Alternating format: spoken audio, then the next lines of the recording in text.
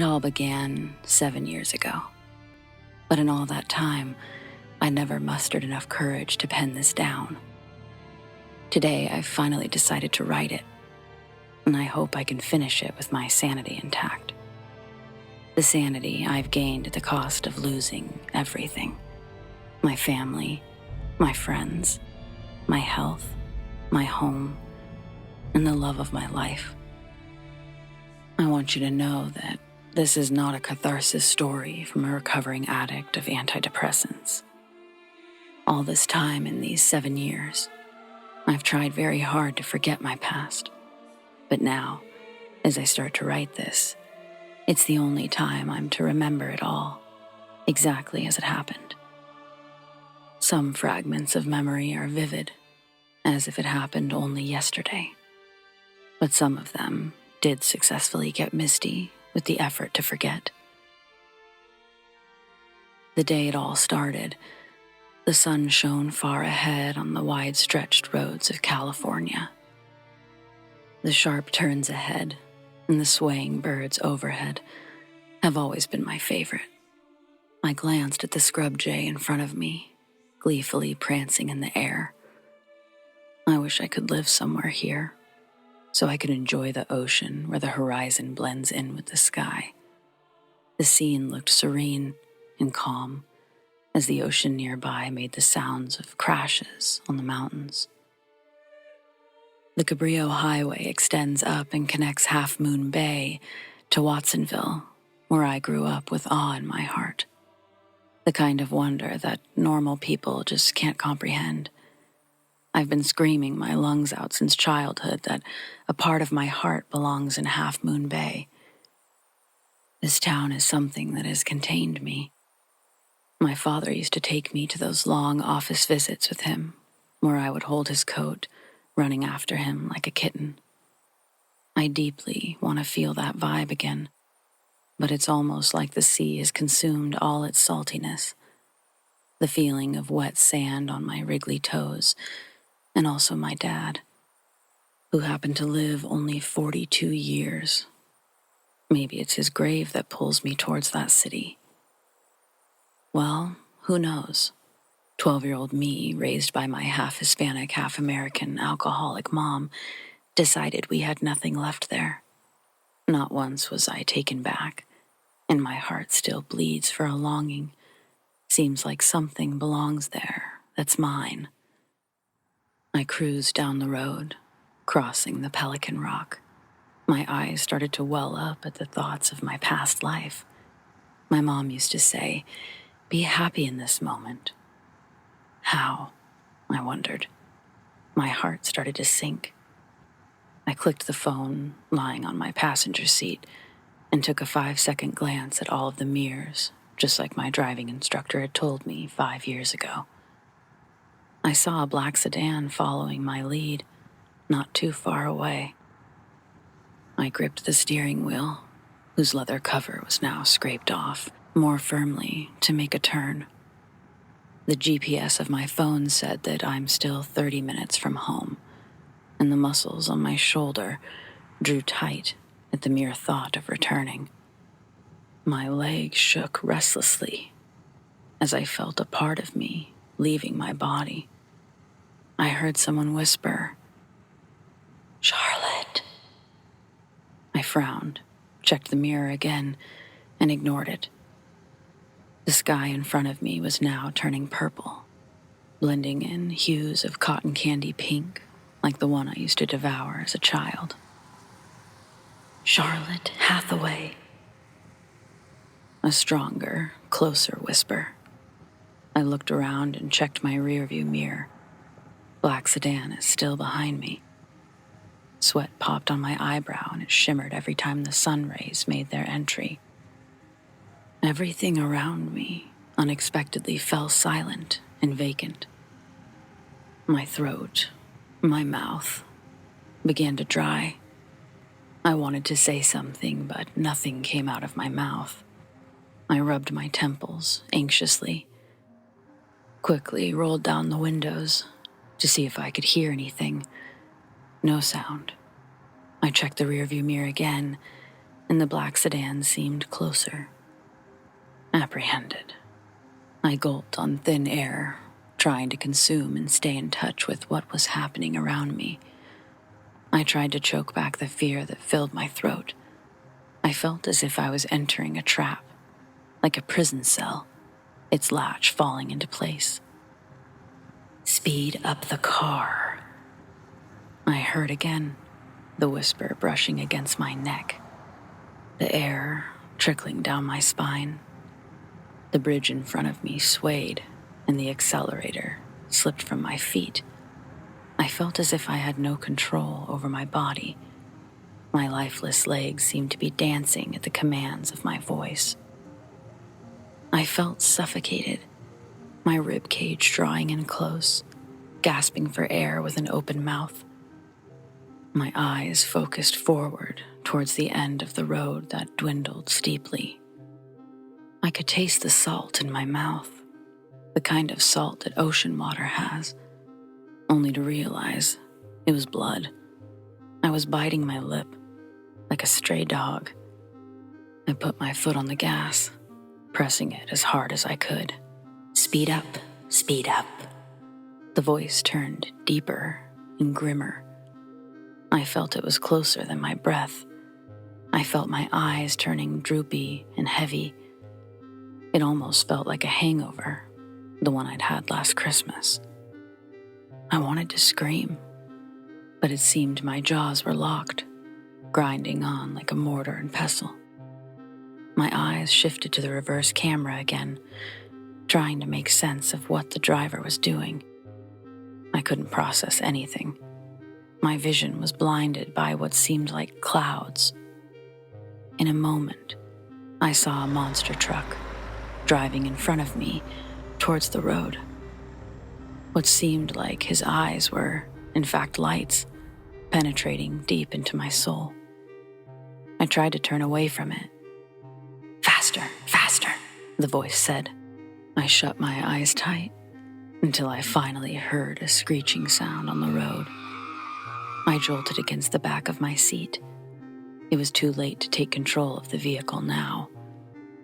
Images of my boyfriend flashed in front of my eyes as I felt something fall on me. A crushing blaze of electricity ran down my head as I felt the heat of an airbag against my sweat-soaked face. Excruciating pain, it radiated from my elbow. Darkness is what followed. I woke up to an alarming sound too close to my ear. Trying to hold on to the reality, I immediately wanted to get up. As my eyes finally adjusted, I see a female police officer at the end of the bed. "Charlotte Hathaway? Am I addressing you correctly? I hope you're feeling okay. You met an accident at Cabrillo Highway, where Swanton Road passes by at 5:15 p.m. The car behind you called us. Are you ready for some questions?" She said this without taking a breather, staring deep into my eyes, as if she wanted to pluck them out. I nodded my head feebly. I could not feel my arm, and the van was almost making me claustrophobic. The light from the lamp was too bright for my eyes to adjust. It felt like I'd come down from heaven. "Why did you turn onto a one-way road?"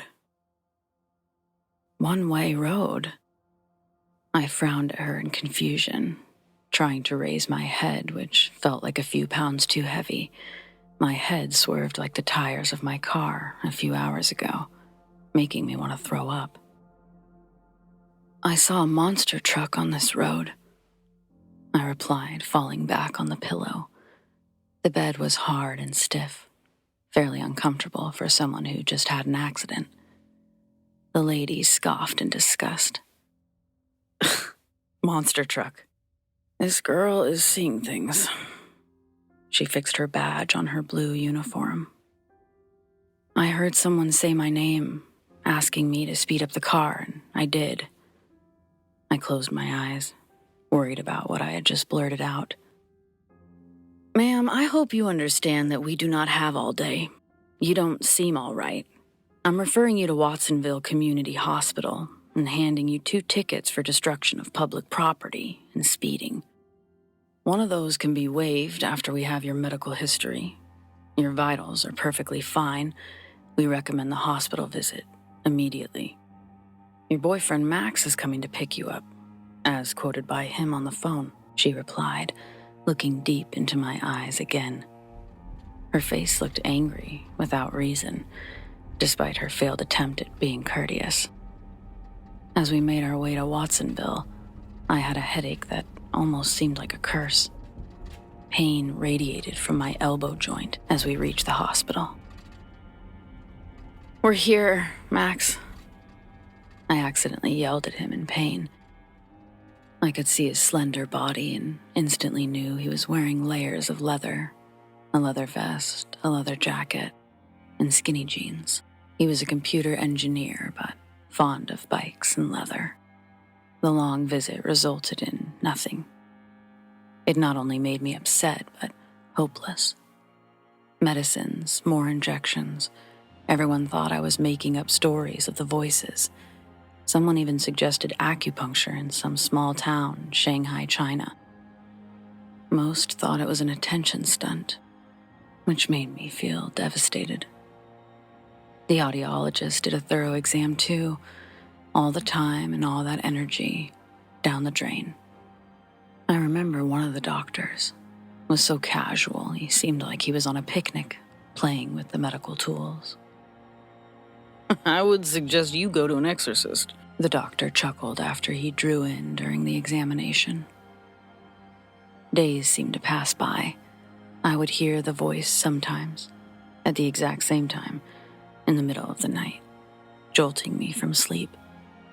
Max, who was the only one who seemed to believe me, would hold my hand and rub my back occasionally. On the night of Monday, a rather chilly night in November, I woke up from my sleep, choking. It was almost as though I could feel someone pressing against my throat and pushing me down. My eyes welled up and I gasped for air, but no sound again. In a few seconds, everything stopped again. I could hear the clock ticking next to my side table. Max sleeping peacefully, his chest heaving. Agitated and scared, I took a few calculated steps and turned on my laptop, bringing it closer to the blanket. A few searches on Google. One leads me to an audiologist, another one asking me to join a church. I was frustrated. I could feel my throat getting dry. An unbroken stray tear let out of my eye as I blinked it away and stared at Max. I wish I was normal, like normal people. I rested my elbow on the bed and I leaned in to kiss him. And just as I was about to push the blanket, I heard the voice brush against my collarbone. "Kill him. Press his throat." I extended my hand forward, resting it on his neck. I could feel it palpitating. The clock went silent again. Max got up. His eyes barely opened. He took my hand from his neck and kissed it. His lips creased into a smile. "Is everything okay, babe?" He replied, concerned, getting up immediately. "You know how I am with the light penetrating my eyes. Your laptop is too bright right now." He chuckled, resting the pillow behind him. "What you looking up anyway at this hour of night?" The sounds came back. I'd stopped sharing my experiences with everyone, even with Max. He had too much to take on already, let alone this. Searching about stuff. Didn't come down with any results, though, I replied, looking distant and ashamed of what I was just about to do. My eyes were teary and sad. I wanted to get out of this. And I was scared, thinking how I could do anything like this to Max. The best content is a little off Google. It's on the dark web. Let me help you out. He logged on to the Tor browser, changed his IP, and I lost track of the rest. I was looking on the floor, too engrossed in my thoughts. What to do, what not to do. Maybe I did need a psychiatrist or an exorcist. Who knew? Hugging my knees, I quietly sobbed. Babe, have a look. He tilted the laptop screen towards me, his eyes wide, filled with fear and surprise. There was a web page open with a bold headline. Looking for the 7th. Do you hear the sound of silence? Have recurring thoughts and can't connect with reality? Join in our cult. Visit us in Half Moon Bay on November 24th for the next session. The rest of the page had a loose address that looked fake, and pictures of 6 individuals that looked like normal individuals, but ranging ethnicities and countries. We have to go. I let out a cry. What the hell is this? Some sort of support group? Or some community against the devil? Max judged the webpage, as all normal and concerned people would do. But Max, he was the sweetest person I knew. He just couldn't bear to see me anguished. He drew in slightly, and even after all this time, I can clearly remember his voice getting deeper and warmer when he said, I understand your urge to go. It's tomorrow. The drive is an hour and a half. I'll get you there. I spent the rest of the night awake, in anguish, glaring at the table clock, waiting for the morning, waiting for the voice to return, or for my head to stop aching. We left early, about 8 in the morning. The sky was heavily overcast. My heart sinking, traveling on the same road again. I closed my eyes at the place where I saw the monster truck, grabbing onto Max. The place of my childhood was now filled with trauma and worry. I couldn't look Max in the eye. He knew something was not right. The more he tried to calm me down, the more distant I wanted to become. Questions popping in my head. What if I do something again? What if the voice returns? We stopped in a back alley where the spammy-looking address had taken us, a place where even the sun refused to go. Grim, dark, barely visible, even in the day. I refused Max to accompany me, for the fear that 6 others like me will be too much to control. I entered the narrow, pole-like street, and I tiptoed into a smelly pit of garbage and fear. My ankle boots made the sound I wanted to hear. The lack thereof would have been the death of me. I saw a Japanese middle-aged woman, the same one I saw yesterday on the website. My throat was dry as a bone.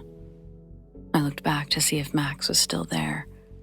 The street was pitch black, the murky sky adding more to it.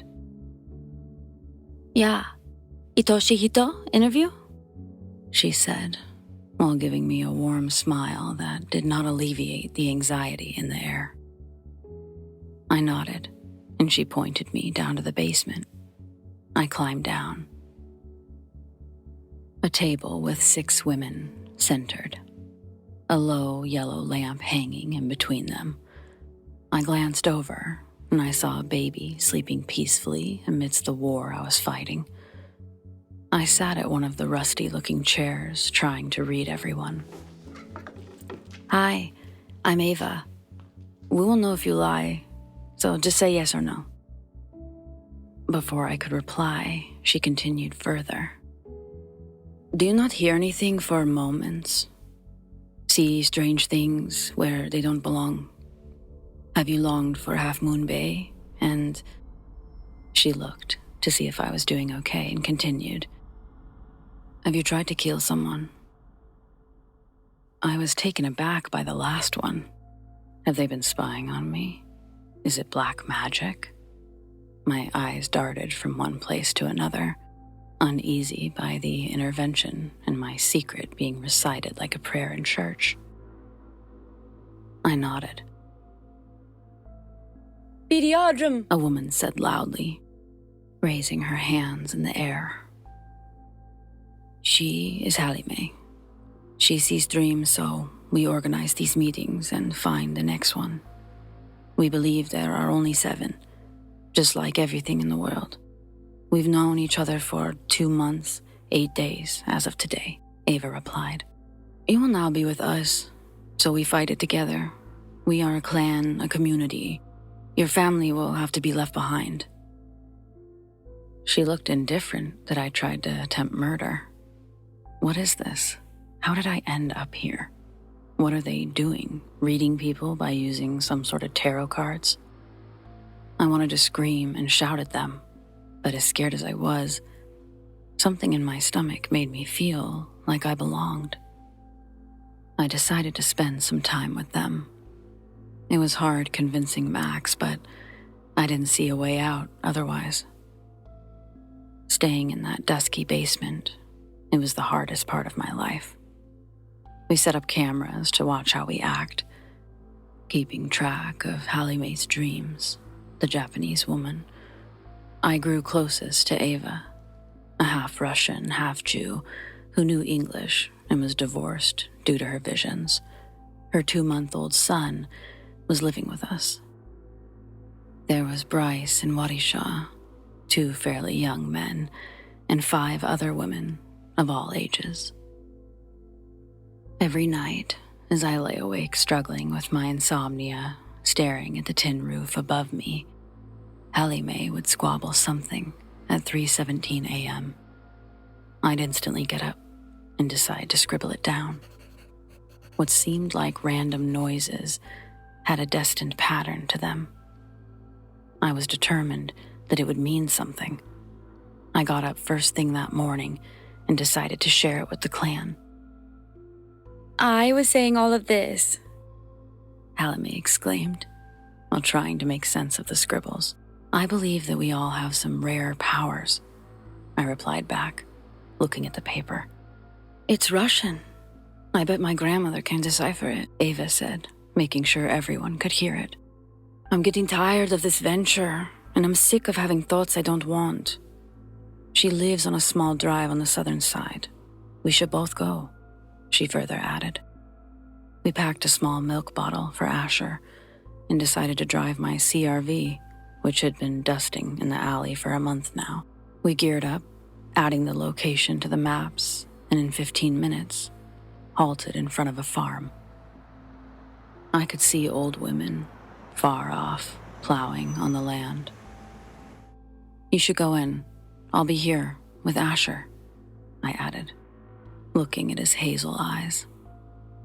I waited in the car patiently, holding on to Asher, his gentle hands curling on my finger. The soft, velvety texture of pure innocence and bliss. I felt his face with my index finger. What he had seen at such a small age, yet determined not to give up. He was the quietest kid. I snuggled him closer to my skin, and he let out a small giggle that made the tense environment light. He resembled Ava in ways, his body strong, flexible, sucking on his thumb. He was the reason Ava had decided to continue her life, her reason to live. I was deeply engrossed in my thoughts when I saw Ava running towards me, out of breath. She was gulping, sweat dripping out of her face, her blue jeans soaking in mud and ripped as if she'd been taken down by a wolf. She said entities. The entities come after 10 million years, possesses people, makes them do things, takes control, and spreads like evil. It's sinister. If you try to search upon them, research them, they will take you over completely, she said, turning her head over and over to look behind her. Why are you so distracted? What entities? And how did Hathaway know about it? Breathe, Ava! I jolted her with both of my hands, trying to bring her to reality. Charlotte, drive as fast as you can. I killed Nona, she said, her head buried in her knees, pressing her temples as she sobbed like a maniac. Her face flushed, and an unbroken chain of tears flowed out of her eyes. I didn't want to do it, I swear. I didn't want to, she added. I didn't say anything. Flashbacks of Max came in front of me. If you research about them, they'll take you over completely. This statement revolves in my head. I was frozen stiff. A shudder ran across my spine. I didn't know what to say to comfort her. I reversed the car and hit the accelerator as fast as I could, amidst the crying baby and my closest friend sobbing uncontrollably. I could only let out a sigh.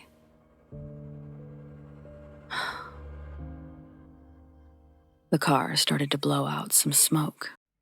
I checked the temperature gauge, and it was overheating. I glanced at Ava.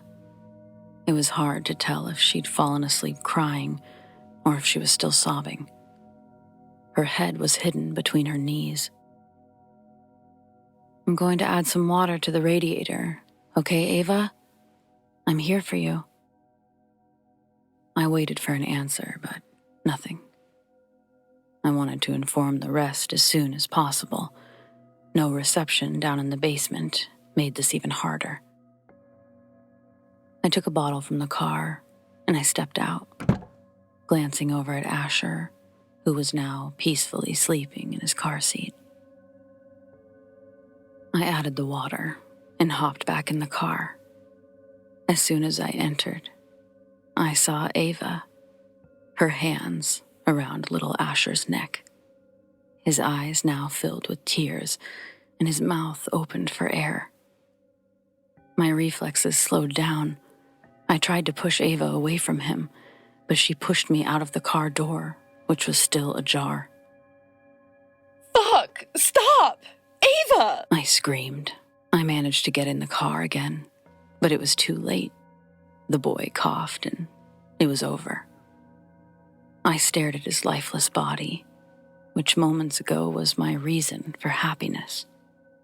His face was white and seemed devoid of blood. Ava jumped out of the car and screamed at the top of her lungs. Her shivering body collapsed to the ground. I wasn't sure what to do. My hands were trembling and my heart pounding out of my chest.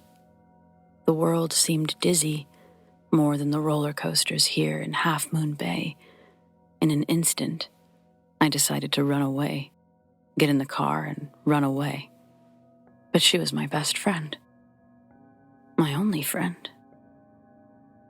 I deserve to die! She screamed once again in the middle of the road. And with what happened to be a hammer in her hand, she stabbed towards herself. Once, twice. Blood oozed out of her, and she continued to scream. I ran as fast as I could, leaving behind my ride, looking back repeatedly. I saw the monster truck in front of me again. I shut my tearful eyes and ran as fast as I could. After some solid time spent on foot, I hurled myself into the basement to find 5 dead bodies lying on the ground. None of them had made it. I fumigated through my stuff quickly to find a note in the clear script. We are all possessed by the entity, trying to kill each other since day one. Run before you become one of them too. Get away from this voice. Get away from us. The longer you stay, the closer the entity gets to your soul. I don't do it purposely, I swear. You will be next to change. Run, Hallie Mae. I gasped as I read it. How could I be so naive? I went closer to her body, strangled on the ground. Trying to support each other. We never knew that we were after each other. I wondered who killed whom. But at least Hallie Mae's poor soul still tried to save me, even from herself. It's been 7 years, and after that happened, I was arrested because of my car, but no dead bodies were found. And I spent a year in jail before I was released on bail. I'd also spent a year in a mental ward. The medicines did wave off some portion of my visions. Then I finally decided to leave the country, and now I'm starting anew in Italy, far from the troubles. I still have visions, but I take strong anti-anxiety drugs to induce purposeful forgetfulness. Screams of Ava still haunt me. I happen to remember her every day. I ghosted Max and never got back to him. He's better off. I'm closing this book now, saying goodbye for the next 10 million years.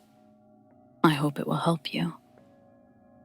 This book is my everything now, and I will send copies of it to the museums of each continent. Hey, Creepypasta fans, it's Kian. Thanks for listening tonight. A very special thanks to Amanda Jane of The Darkest Hour for narrating this story tonight. If you'd like to listen more of her channel link is in the description. Also, if you'd like to connect with and support us, make sure to check out our Patreon and Discord links in the description below. And remember, stay cosmic.